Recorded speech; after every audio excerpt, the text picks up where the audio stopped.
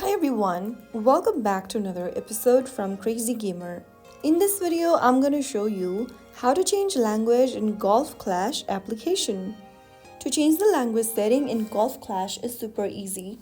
First of all, open up the Golf Clash app on your device like you normally do. And once logged in from the home page, tap on the gear button at the top left corner. This will open up the settings menu. From the settings menu, tap on language. Scroll through the list of languages available and select your preferred language from the list. Click on confirm at the bottom and then this will restart the game to change the language of your choice. And as you can see that the language has now been changed.